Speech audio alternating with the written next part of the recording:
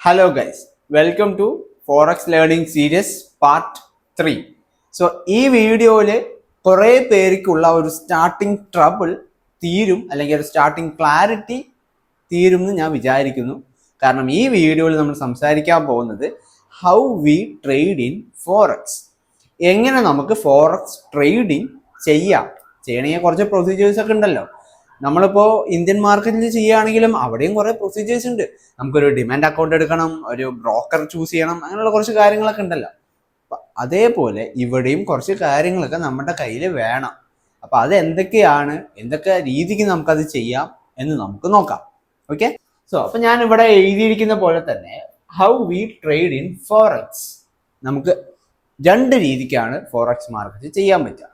രണ്ട് രീതിക്ക് എന്ന് പറഞ്ഞാൽ സ്വാഭാവികമായിട്ടും ട്രേഡ് ചെയ്യാൻ എന്ത് ട്രേഡ് ആണെങ്കിലും ട്രേഡ് ചെയ്യാൻ വേണ്ടത് ഒരു ബ്രോക്കർ തന്നെയാണ്.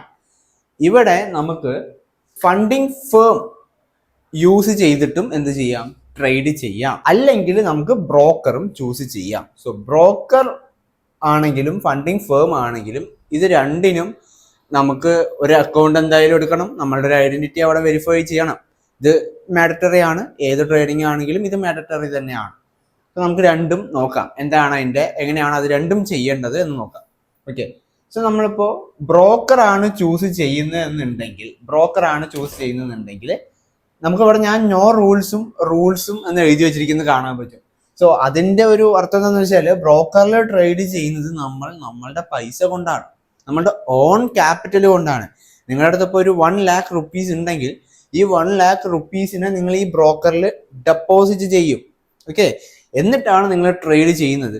അവിടെ നിങ്ങൾക്കൊരു റൂൾസ് ഇല്ല, ഒന്നുമില്ല. അത് റൂൾസ് ഇല്ല എന്ന് പറയുന്നതിന്റെ റീസൺ മനസ്സിലാക്കണം എന്നുണ്ടെങ്കിൽ ഫണ്ടിങ് ഫേമിൽ എന്താണ് റൂൾസ് എന്ന് മനസ്സിലാക്കണം. പക്ഷെ ഫണ്ടിങ് ഫേം എന്ന് പറയുമ്പോൾ അവിടെ നിങ്ങൾക്ക് ക്യാപിറ്റൽ നിങ്ങളുടെ കയ്യിൽ ഇല്ല. നിങ്ങളപ്പോൾ എന്ത് ചെയ്യും, ക്യാപിറ്റൽ പ്രൊവൈഡ് ചെയ്യുന്നതാണ് ഈ ഫണ്ടിങ് ഫേം എന്ന് പറയുന്നത്.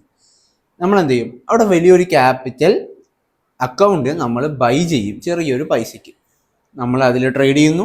നമ്മുടെ സ്കില്ല് അനുസരിച്ച് നമ്മൾ അവരുടെ ആ ഒരു ചലഞ്ചൊക്കെ പാസ്സായി കഴിഞ്ഞാൽ പിന്നെ എടുക്കുന്ന പ്രോഫിറ്റ്സ് നമ്മളും ആ ഫേമുമായിട്ട് ഉള്ള ഒരു ഷെയർ ആയിരിക്കും. നമുക്കിപ്പോൾ ഒരു 80% കിട്ടിയാൽ അവർക്ക് എത്ര കിട്ടും, ബാക്കി പെർസെൻറ്റേജ് അവർക്ക് കിട്ടും അല്ലേ.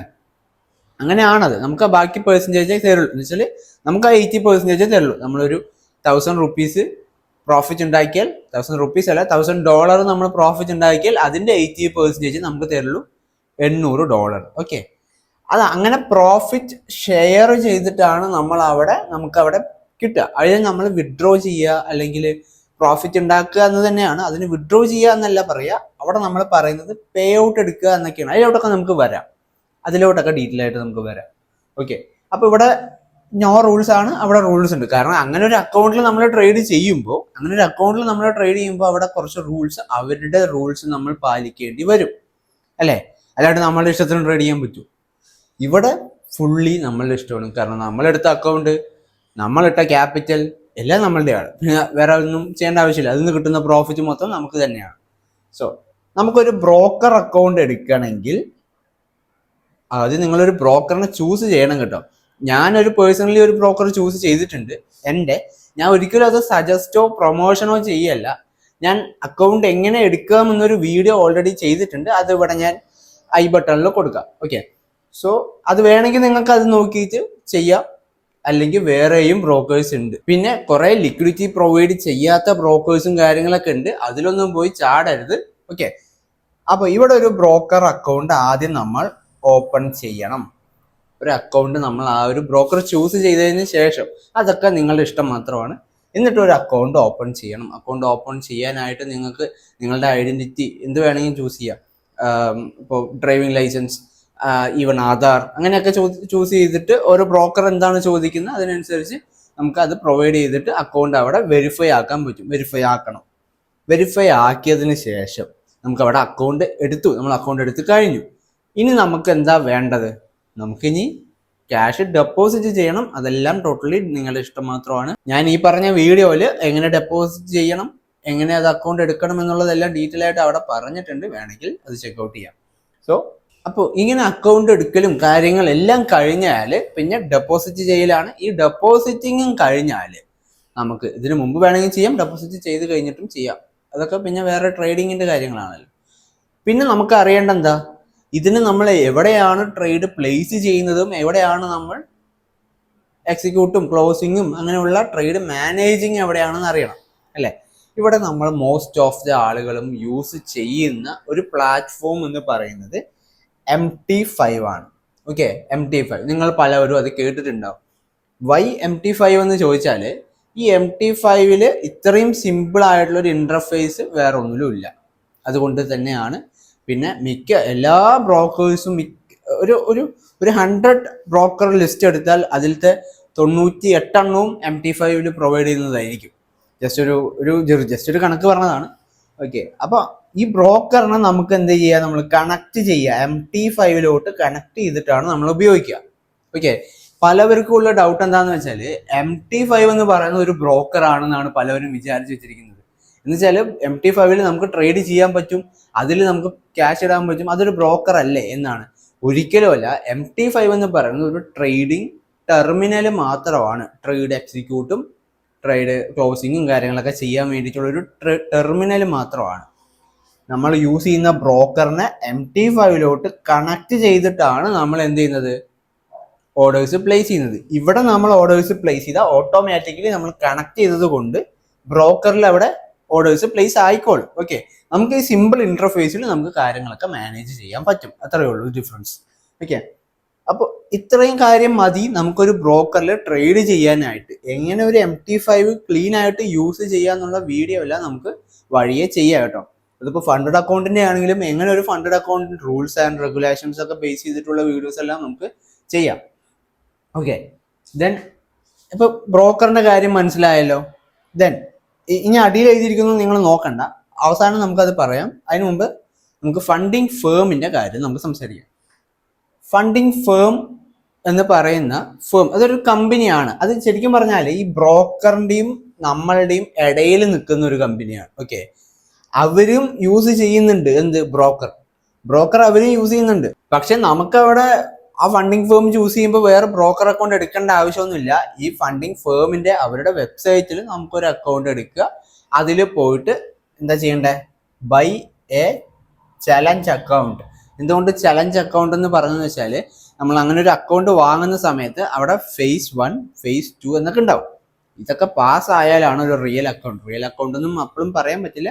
എനിവേ നമുക്ക് പ്രോഫിറ്റ് ഉണ്ടാക്കാൻ, നമ്മൾ പ്രോഫിറ്റ് എടുക്കാൻ പറ്റുന്ന തരത്തിൽ നമ്മൾ ഉണ്ടാക്കുന്ന പ്രോഫിറ്റ് നമുക്ക് കിട്ടും എന്നുള്ളൊരു അക്കൗണ്ട് നമുക്ക് അപ്പം കിട്ടുന്നത് ആ phase 1 phase 2 ഒക്കെ പാസ് ആയിട്ടായിരിക്കും. അല്ലാതെയും നിങ്ങളൊരു സ്കിൽഡ് ആണെങ്കിൽ ഇൻസ്റ്റന്റ് ആയിട്ട് നമുക്ക് പൈസ ഉണ്ടാക്കി തുടങ്ങേണ്ട അക്കൗണ്ട്സും ഉണ്ട്. അതിനെക്കുറിച്ചൊക്കെ ഡീറ്റെയിൽ ആയിട്ട് സംസാരിക്കാമെന്ന് എനിക്ക് തോന്നുന്നു, കാണിച്ചു തന്ന് സംസാരിക്കണമല്ലോ. So by a challenge account ആണ് നിങ്ങൾ ആദ്യം ചെയ്യേണ്ട ഒരു കാര്യം. ഒരു ചലഞ്ച് അക്കൗണ്ട് ബൈ ചെയ്യുക എന്നുള്ളത്. അതിന് മുമ്പ് ഒരു ഫേം ചൂസ് ചെയ്യണം കേട്ടോ. കുറേ ഫേംസ് ഉണ്ട്. ഞാൻ അതിന്റെ വീഡിയോ, ഒരു ഫേമിൽ എങ്ങനെ ഒരു അക്കൗണ്ട് ഓപ്പൺ ചെയ്യാം എന്നുള്ളൊരു വീഡിയോ ഞാൻ ചെയ്തിട്ടുണ്ട്. അതും ഞാൻ യൂസ് ചെയ്യുന്ന ഒരു ഫേം തന്നെയാണ്. അതിൽ നിങ്ങൾ യൂസ് ചെയ്യണമെന്ന് ഒരിക്കലും പറയില്ല. എങ്ങനെയാണ് എന്നുള്ളത് മാത്രം നിങ്ങൾക്ക് അത് നോക്കി പഠിക്കാം. വേറെ ഫേമിന്റെ അക്കൗണ്ട് നിങ്ങൾക്ക് വേണമെങ്കിൽ ജസ്റ്റ് സെർച്ച് ചെയ്താൽ മതി. നിങ്ങൾ ഏത് ഫേമാണോ യൂസ് ചെയ്യുന്നത് അതിന്റെ അക്കൗണ്ട് എങ്ങനെ ഓപ്പൺ ചെയ്യുന്നത് യൂട്യൂബിൽ സെർച്ച് ചെയ്താൽ വീഡിയോസ് വരും. ഓക്കെ, അപ്പോൾ ഫണ്ടിങ് ഫേമിലെ ചലഞ്ച് അക്കൗണ്ടുകൾ നമുക്ക് ഏത് വേണമെങ്കിലും നിങ്ങളിപ്പോൾ നോക്കിക്കോ. ഏത് വാങ്ങിയാലും അതിനെപ്പറ്റി കുറെ കാര്യങ്ങൾ പറയാനുണ്ട്, അതുകൊണ്ടാണ്. സോ ഏത് ചലഞ്ച് അക്കൗണ്ട് നിങ്ങൾ വാങ്ങിയാലും കണക്ട് ചെയ്യുന്നത് MT5 അല്ലെങ്കിൽ വേറെ ഏതെങ്കിലും ടെർമിനലിലോട്ടോ ആയിരിക്കും. ഞാൻ പ്രിഫർ ചെയ്യുന്നത് എപ്പോഴും MT5 തന്നെയാണ്. ദെൻ ഈ കാര്യമേ അവിടെ ചെയ്യാനുള്ളൂ. കണക്ട് ചെയ്ത് പിന്നെ അവിടെ MT5 എങ്ങനെ യൂസ് ചെയ്യണമെന്ന് ആദ്യം പഠിക്കണം. അതിനുള്ള വീഡിയോ എല്ലാം ചെയ്യാം. ദെൻ ഇതിപ്പോൾ ബ്രോക്കർ വെച്ച് ചെയ്യുകയാണെങ്കിലും ഫേം വെച്ച് ചെയ്യുകയാണെങ്കിലും രണ്ടിലും നമ്മളുടെ അനാലിസിസ് വരുന്നത് ട്രേഡിംഗ് വ്യൂ എന്ന് പറഞ്ഞ പ്ലാറ്റ്ഫോമിലായിരിക്കും. ഓക്കെ, എന്തുകൊണ്ട് ട്രേഡിംഗ് വ്യൂ നമ്മൾ അനലൈസ് ചെയ്യാൻ ചൂസ് ചെയ്യുന്നു എന്ന് വെച്ചാൽ ഈ MT5 നമുക്ക് ചാർട്ട് കാണാൻ പറ്റും. മനസ്സിലായോ? ഇനിയിപ്പോൾ ബ്രോക്കർ പ്ലാറ്റ്ഫോമിൽ പോയാലും നമുക്ക് ചാർട്ട് കാണാൻ പറ്റും. ദെൻ വൈ ട്രേഡിംഗ് വ്യൂ എന്ന് ചോദിച്ചാൽ നമുക്ക് അത്രയും ഫ്ലെക്സിബിൾ ആയിട്ട് ചാർട്ട് യൂസ് ചെയ്യാനും അതിൻ്റെ പ്ലാറ്റ്ഫോം യൂസ് ചെയ്യാനും കാര്യങ്ങൾക്കും ഇഷ്ടംപോലെ ടൂൾസും മില്യൺസ് ഓഫ് ടൂൾസും ഇൻഡിക്കേറ്റേഴ്സും ഒക്കെ ഉള്ളൊരു പ്ലാറ്റ്ഫോമാണ് ട്രേഡിംഗ് വ്യൂ എന്ന് പറയുന്നത്. അതുകൊണ്ട് തന്നെ മോസ്റ്റ് ഓഫ് ദി ആളുകളും ഗ്ലോബലി റെക്കമെൻഡ് ചെയ്യുന്നതും യൂസ് ചെയ്യുന്നതും ട്രേഡിംഗ് വ്യൂ തന്നെയാണ്. അതിനൊരു സംശയമില്ല. സോ അതുകൊണ്ട് തന്നെ നമ്മൾ അനാലിസിസ് ചെയ്യാൻ വേണ്ടി യൂസ് ചെയ്യുന്നത് ട്രേഡിംഗ് വ്യൂ ആണ്. ഓക്കെ, കണക്ട് ചെയ്തിരിക്കുന്നത് MT5ലാണ്, നമ്മൾ ട്രേഡ് പ്ലേസ് ചെയ്യുന്നത് MT5ൽ തന്നെയാണ്. പക്ഷെ എന്തിന് അനലൈസിങ്? ബൈ ആവോ സെൽ ആവോ എന്നുള്ള അനലൈസിങ് ഉണ്ടല്ലോ, മാർക്കറ്റ് മേലോട്ട് പോവോ താഴോട്ട് പോവോ എന്നുള്ള അനലൈസിങ്, അത് ചെയ്യുന്നത് ട്രേഡിംഗ് വ്യൂവിലാണ്. അപ്പൊ നമ്മൾ എന്തിനെയൊക്കെ പറ്റി പഠിക്കണം? ഒരു ഫോറക്സ് ട്രേഡിംഗ് ചെയ്യാൻ വരുമ്പോൾ ബ്രോക്കർ എന്താണെന്ന് പഠിക്കണം, ബ്രോക്കറിലുള്ള കാര്യങ്ങളും ടേംസും എന്തൊക്കെയാണെന്ന് പഠിക്കണം, ഒരു ഫണ്ടിങ് ഫേം എന്താണെന്ന് പഠിക്കണം, അതെങ്ങനെ വർക്ക് ചെയ്യുന്നെന്ന് പഠിക്കണം. ഇനി അതിലെങ്ങനെ ഒരു അക്കൗണ്ട് എടുക്കാമെന്ന് പഠിക്കണം, ബ്രോക്കറിൽ എങ്ങനെ ഒരു അക്കൗണ്ട് എടുക്കാമെന്ന് പഠിക്കണം. MT5ലോട്ട് കണക്ട് ചെയ്ത് യൂസ് ചെയ്യുന്നത് കൊണ്ട് MT5 എങ്ങനെ യൂസ് ചെയ്യാമെന്ന് പഠിക്കണം. പിന്നെ ട്രേഡിംഗ് വ്യൂ അനലൈസ് ചെയ്യുന്നത് കൊണ്ട് ട്രേഡിംഗ് വ്യൂ എങ്ങനെ ഈസിലി നമുക്ക് വേണ്ട കാര്യങ്ങളും നമുക്ക് വേണ്ടാത്ത കാര്യങ്ങളൊക്കെ അവിടെ ഉണ്ട്. അപ്പൊ അതൊക്കെ എങ്ങനെ ഈസിലി യൂസ് ചെയ്യാമെന്നും നമ്മൾ അറിഞ്ഞിരിക്കണം. ഇത്രയും പ്ലാറ്റ്ഫോംസ് യൂസ് ചെയ്യാൻ നമ്മൾ അറിഞ്ഞിരിക്കണം.